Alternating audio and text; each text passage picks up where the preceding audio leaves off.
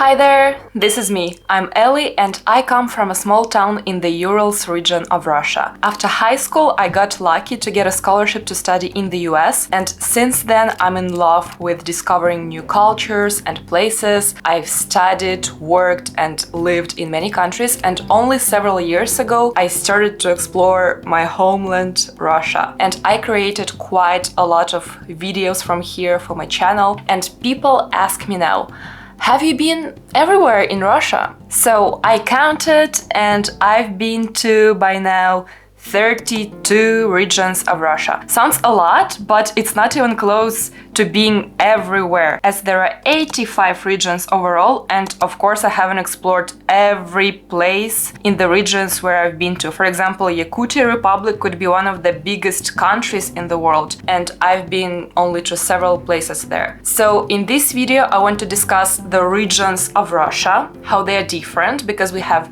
republics, we have oblast, and the languages spoken in these 85 regions. Because the country is so huge, you might be wondering how the Russian language differs in different parts of the country, and whether people from different regions can understand each other easily, and how many dialects and languages there are in Russia. Look, in Ijevsk, signs are written in two languages. This one is Udmurt, I guess. Ulosvilius. Even letters that I don't know. I don't know this language. This is cool. So, the Russian Federation consists of 85 subjects.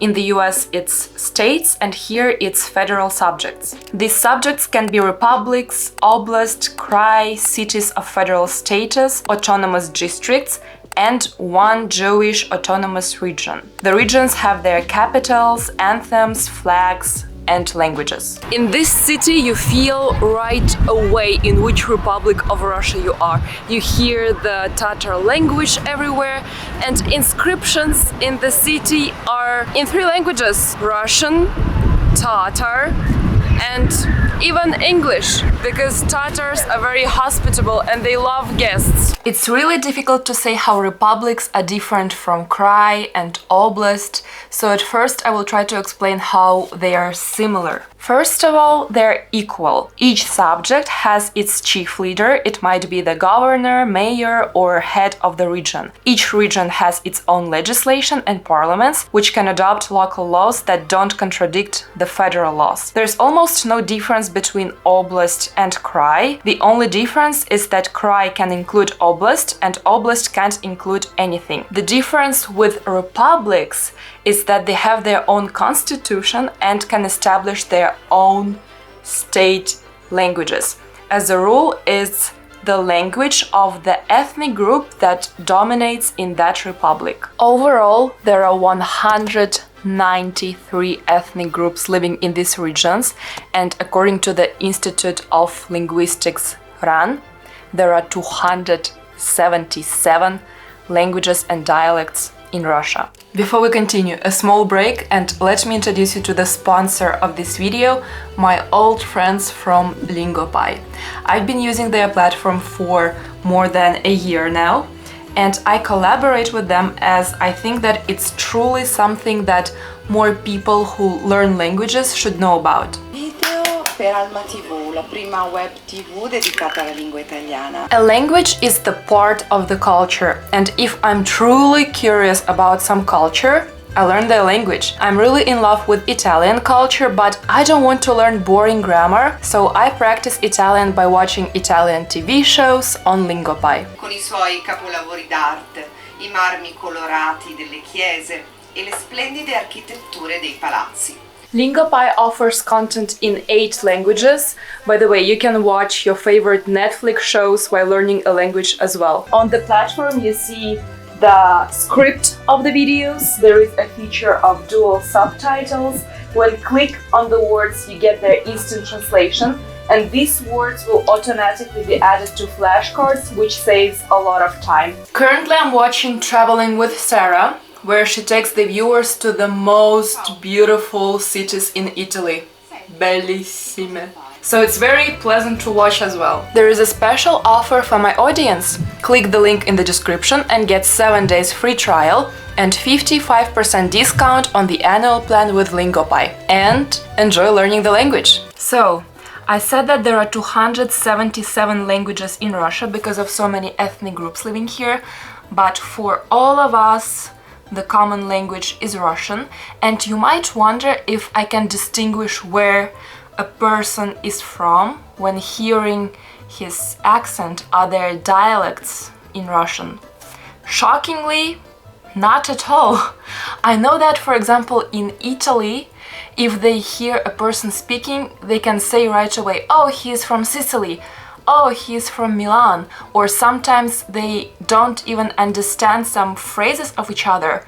In Russia, there is no such thing as dialects or accents. A Russian from Kaliningrad will easily understand a Russian from Vladivostok, and if a person from Vladivostok comes here, by talking to him, no one will understand that he is from the other part of the country. That's probably due to the fact that the country has been a single state since the 14th century, with a single system of education. So there was no development of special incomprehensible dialects in Russia. However, some linguists distinguish 3 dialects in Russia: Northern, Southern and Central Russian. But from my experience of visiting 32 regions in Russia, I didn't hear much difference in the way people speak. I'm from Perm, but nowhere I go, whether that's Vladivostok, Kaliningrad or Moscow, people wouldn't guess that I'm not a local there regarding the way I speak. But at the same time, I wouldn't say that all the Russians speak the same way. For example, some Russians claim that people from my city, Perm, have an accent and they claim it to be not a really pleasant one. But I guess not everyone has it because no one could guess where I'm from. And I think there is only one region in Russia where I can distinguish an accent, and when people speak, I can say right away that they're from that region. It's the Caucasus region, and they have an accent which I think is more like Georgian or Armenian. That's the only region where I can distinguish an accent as a Russian.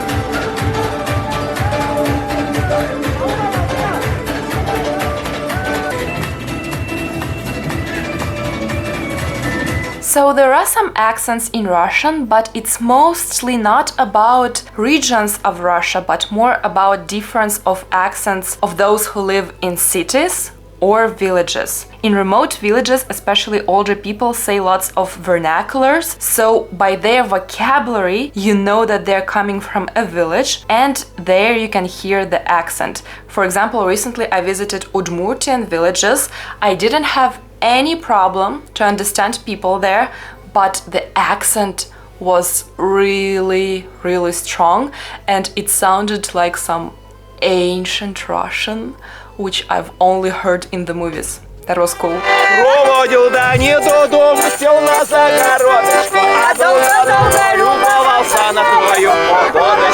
So, there are no dialects in the Russian language at all, but now let's talk about other languages of ethnic groups in Russia. The biggest ethnic minority is Tatars, my ethnic minority, and there are more than 4.2 million Russians who speak Tatar. It's the most widely spoken language in Russia, after Russian, of course. It's the official language of the Republic Tatarstan, and when you go there, more often you will hear Tatar, not Russian.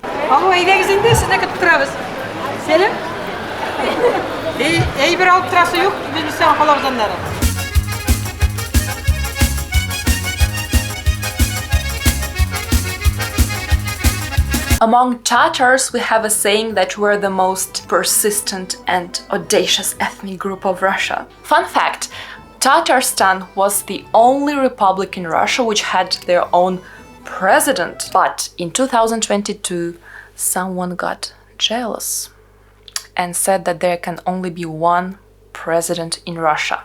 So a new decree was released, and the president of Tatarstan couldn't hold this title anymore. So now instead of a president, he holds a title named Rais, which in the Tatar language means president. And it turns out that unlike in the Russian language, the Tatar language has its own dialects. I speak Tatar, but not as good as my mom, so I want my mom explain it to you. Мам, получается, в татарском языке есть диалекты разные? Получается, да. Я вот в 1982 году приехала сюда, в Пермскую область, из Башкортостана. Живут здесь татары, но есть свой диалект, слова, обороты, которые не ясны другому татарину, скажем. Допустим, я врач-педиатр, назначили меня в детское отделение. Хожу день-два на обходе, лежит папа с ребенком, с малышкой, и говорит мне: «Апа, отпустите меня домой, выпишите меня, пожалуйста». Я говорю: «Почему? Что случилось-то?» Он говорит: «У меня дома ненае ширлеген». Я говорю: «Ну ладно». Я говорю: «Нет, уж будете лечиться». Значит, день-два я ходила и не понимаю. Я им сказала на второй день. Я говорю: «Извините, но, говорю, ваши бабушки и дедушки меня не очень-то не интересует. Вы здесь для того, чтобы ребенок выздоровел». А потом мне медсестра смеется и говорит: «Вот говорит папа, что ненае заболел. Это, говорит, заболел второй ребенок у них дома. А тут еще ненае, у них ребенок, беби. В Башкирии за бебей. Ненае, значит, это тут у них второй ребенок, ненае. А для меня это бабушка, как бы звучит, заболела». Получается, одни и те же слова в Башкирии и в Пермском крае означают совсем разные вещи. Да. И потом коллега рассказывает, ну вот пришли, жалобы предъявляют, и спрашиваешь, чем лечились дома. Они говорят: «Ширики парлап, эштек». «Ширики парлап, эштек», значит, здесь звучит «душицу заварили». Есть лечебная трава, душица. А в Башкирии вот у нас, мы говорим, значение душица — это матрушке, трава. А щерки — это комар. Вот это наша коллега слушала день-два тоже. Она-то все думает, как они так, это что за у них традиция? Комаров-то они отваривают, настой делают и пьют. И потом она говорит: «Я не выдержала», спрашивает: «Вы их так ловите?» Получается, много таких слов, да? Да, что если ты поедешь, например, в Башкортостан и будешь так разговаривать, будет недопонимание иногда. Да. Some republics of Russia can establish more than 2 languages as official. For example, the Republic Dagestan, which is the most multinational one, it has 40 languages there, and 14 of them are official state languages. But when I was there, I could talk to anyone and be understood because the common language is always Russian. But that's not the case in the Chechen Republic, for example. When I was in Chechnya, many people were struggling to speak Russian and they're reluctant to speak Russian. Mostly they speak the Chechen language, which is the second most widely spoken language after Tatar. When I walk in the streets, go to restaurants or hear some conversations anywhere, I don't understand anything because people here speak the Chechen language. And if you approach people and you ask something in Russian, they will all understand and also speak Russian with you. But in their daily life, and everyone here use the Chechen language. However, while in Tatarstan and Chechen republics you will hear the Tatar and Chechen language spoken everywhere, that's not the case for all the regions of Russia. For example, in Udmurtia Republic, I didn't hear the Udmurt language at all, unless you go to some villages. У нас население удмуртское, говорящее на удмуртском языке, больше в селах видит. Да, все равно обрусеваем, да. Потому что нас мало. Нас осталось по последней переписи 300 тысяч. Было 550 тысяч. Вся наша история и то, что мы с детьми тут проводим и делаем, это все делается для того, чтобы все же язык не пропадал. И чтобы люди понимали, что мы каждый уникальны в своем роде, пока мы разные. Мы интересны друг другу, когда мы разные. И жить интереснее, когда мы разные. И разные друг друга знаем, что у татар вот так принято, у удмуртов так принято, и тогда не будет войн. So happy with this map. I scratched off the places that I've been to. Yakutia probably took half an hour to scratch off. The conclusion is, there are no dialects in the Russian language and, let's say, basically no accents. So anywhere you go in Russia, you will be understood if you know the Russian language. If you go to different republics of Russia, don't be surprised to hear the languages of our ethnic groups, which even have dialects within the language. If you go to some really remote villages of Russia, you might encounter someone who doesn't speak Russian as they only speak the language of their ethnic minority. But I would guess that they know Russian even on some poor level, because I've been to some really remote villages of Russia in different regions, and I've never been in a situation to have a language barrier problem. Actually, there is much more to say about languages in Russia. I can't cover it all, so I decided to film one more video about the situation with the ethnic minority languages in Russia. Are they promoted and encouraged in our republics, or are they oppressed by the великий могучий русский язык, by the great Russian language? And let me know what else you would like to know about the republics, regions and languages in Russia. Thank you a lot for watching this video till the end. Спасибо большое. Пока-пока.